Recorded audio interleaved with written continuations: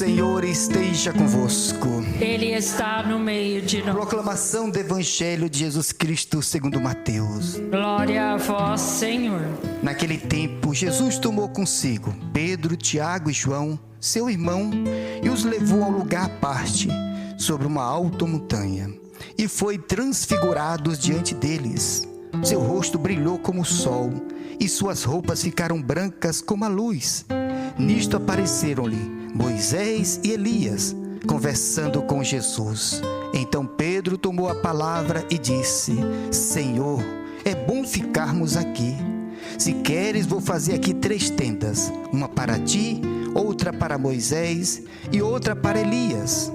Pedro ainda estava falando, quando a nuvem luminosa os cobriu com a sua sombra.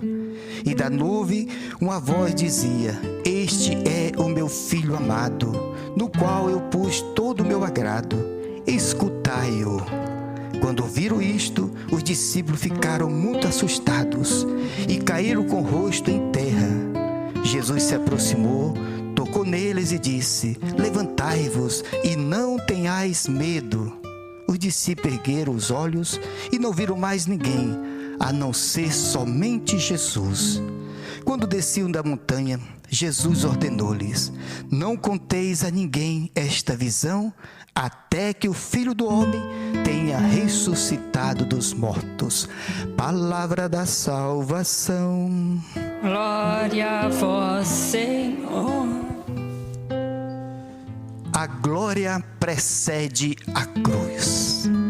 Meus amados irmãos e irmãs, Deus não pede nada sem antes dar a nós toda a graça para que a gente possa viver. E Jesus veio a este mundo para nos salvar, mas também Ele quis revelar quem Ele era para os seus apóstolos. Andaram com Ele, e há 3 pessoas na Bíblia que Jesus chamou de maneira particular para 3 momentos particulares: Pedro, Tiago e João. Quando foi ressuscitar a filha de Jairo, chamou esses 3. Quando foi transfigurado no alto da cruz, chamou esses 3. Na agonia, chamou esses 3. Deus tem proximidade com pessoas que Ele quer que estejam com Ele. Quando você é amigo, Deus quer partilhar tudo. Ele disse aos seus, Ele há compartilhar tudo. E essa passagem da Sagrada Escritura é uma passagem muito importante, porque aqui Jesus manifesta já quem Ele é. Ele é Filho de Deus. E é interessante que aparece aqui, nessa transfiguração, aparece Moisés e Elias. Moisés representa a lei. Foi por meio de Moisés que a lei veio ao mundo. Elias representa o profeta, é o primeiro profeta de Israel. O que quer dizer isto? Que todo o Antigo Testamento, a lei e os profetas, assim é dito que é o Antigo Testamento, apontam para Jesus, falam de Jesus, tudo é falando dele. Por isso que apareceu, do que ele veio fazer. E aqui aparece também uma voz, essa é a voz do Pai. Este é meu Filho amado. Essa voz aparece 2 vezes, quando Jesus é batizado no Rio Jordão. Este é meu Filho amado, em que eu coloco toda a minha afeição. E aparece também na transfiguração: Este é meu Filho amado. Só que aqui acrescenta uma palavra: escutai-o, ouvi. É Ele, aquele que enviei. Deus manda a gente ouvir Jesus, dizer nele. São Paulo vai dizer na carta aos Efésios que nele o Pai colocou toda a bênção, toda a graça, tudo que Deus tem para mim e para você, o Pai colocou no seu Filho Jesus. Ele diz: escutem a Ele, ouçam a Ele. É a Ele que vocês têm que ouvir, é a Ele que vocês têm que seguir. Então precisamos realmente ouvir esta voz. A palavra de Deus é tão poderosa, meus amados irmãos. Por que a palavra de Deus ela teve que ser encoberta com a palavra humana? Porque se Deus falasse diretamente para nós aqui, quando eles ouviram essa voz, mesmo vendo a transfiguração de Jesus, eles estavam lá, ficaram maravilhados. Pedro disse: é bom estarmos aqui, Senhor. Estava realmente maravilhado diante do que estava presenciando. Mas quando ouviram a voz do Pai, a Bíblia diz que eles caíram por terra. Não de medo, mas de tanto poder. Isso acontece também no livro do Apocalipse, quando João vê a glória de Deus e diz que também ele cai como morto. Vocês querem ouvir a voz de Deus, mas tem que se preparar, hein? Que depois que ouvir vai direto para o céu. Porque é tão poderosa, é tão maravilhosa, porque esta é a voz que muda a vida do ser humano. Por isso que Deus está dizendo, ouvi a Ele. É esta voz que vai dar vida a vocês. É esta voz que vai fazer com que vocês realmente possam enfrentar nessa terra as lutas desta vida. Essa experiência que os apóstolos tiveram foi tão forte que Pedro, depois de anos, quando vai escrever a sua carta, ele que conviveu com Jesus durante 3 anos, viu Jesus realizar tantas maravilhas, mas essa experiência marcou tanto a vida de Pedro, que na sua carta ele vai escrever esta experiência. Ele disse, quando eu estava no monte, eu ouvi a sua voz. Isso foi tão profundo que transformou a vida de Pedro de uma vez por toda. Jesus quer que a gente também tenha essa experiência da sua glória, que a gente possa ver. Ele quis chamar Pedro, Tiago e João para mostrar a eles a sua glória. Deus quer também nos chamar. Hoje é o seu nome, sou eu que Deus chamou para esse monte, o altar. E nesse monte Ele quer também manifestar para mim e para você a sua glória. Ele quer que a gente veja Ele transfigurado na Eucaristia. Porque as experiências de Deus, ela transforma a nossa vida, ela muda a nossa vida de uma vez por toda.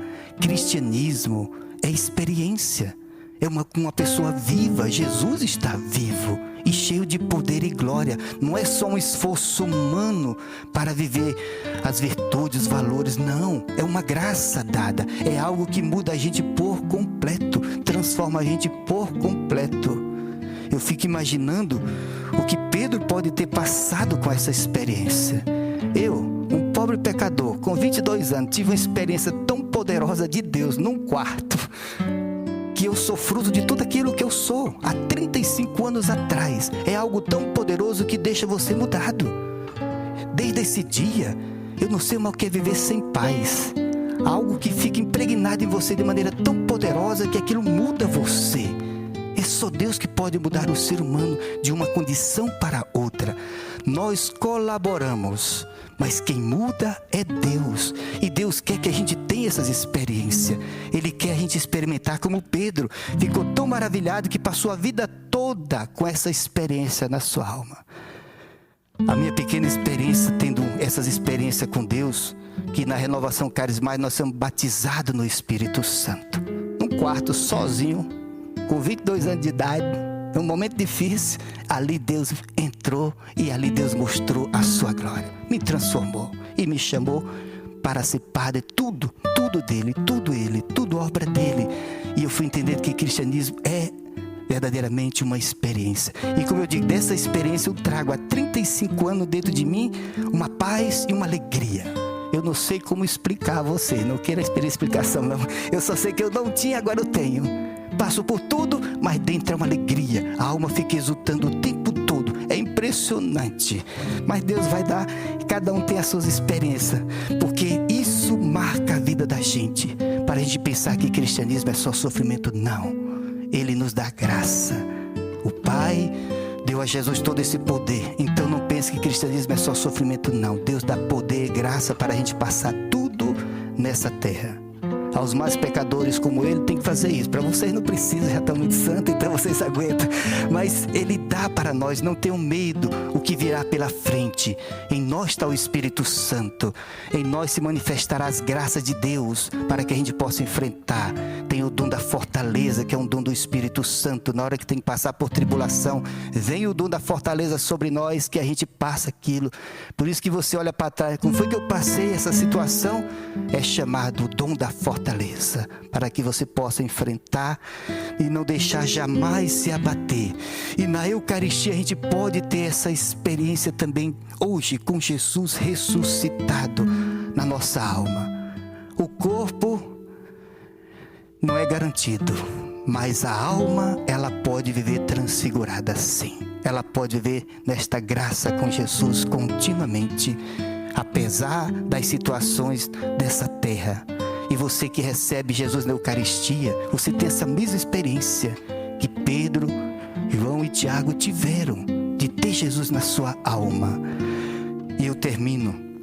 O motivo, muitas vezes, que a gente não tem maior graça com Deus, porque a gente caminha muito ainda nos nossos sentimentos. A mente mente. A gente caminha muito aqui, estou sentindo, mas Deus está em mim e você também. Primeira carta de São João, o que está em nós é maior do que o que está neste mundo. Maior é a graça de Deus em nós, é o poder de Deus em nós. Então não se deixe enganar muito pelo que você está sentindo. Caminhe por aquilo que você crê. A Bíblia diz que o justo viverá pela fé, porque senão não tem novidade. Porque todo mundo sente medo, todo mundo sente tristeza, todo mundo tem vontade de desistir. Isso é da natureza humana que foi contaminada pelo pecado. Mas em nós está também uma graça, em nós está este poder. E a nossa vontade é que vai decidir a quem eu vou querer seguir. A voz da minha carne que está dizendo, não, fica aí. Ou a voz de Deus dizendo, você pode em mim, você pode tudo. Deus está dizendo, ouvi a Ele, ouvi Jesus, ouvi o que Ele está dizendo para você. Se Ele está dizendo a Pedro, Pedro vem que você pode caminhar sobre as águas, é essa voz que nós temos que seguir. Os nossos medos vão dizer, você não consegue, você não irá conseguir. Mas se a gente ouvir a voz de Deus, a gente conseguirá fazer coisas e viverá de maneira diferente. Então não escute muito a você. Eu, quando vem a minha loucura na minha cabeça, que vem de todo mundo, epa, você já me enganou muitas vezes, agora eu quero seguir só a voz de Jesus. Então você tem que ter até bom humor para saber que é assim. Vão surgir as vozes da tua cabeça, a voz do demônio, a voz das pessoas, mas somente uma voz fará com que a gente seja diferente. Somente uma voz fará com que a gente possa conquistar nessa terra grandes coisas. É ouvir a voz de Deus. Louvado seja nosso Senhor Jesus Cristo. Para sempre seja louvado.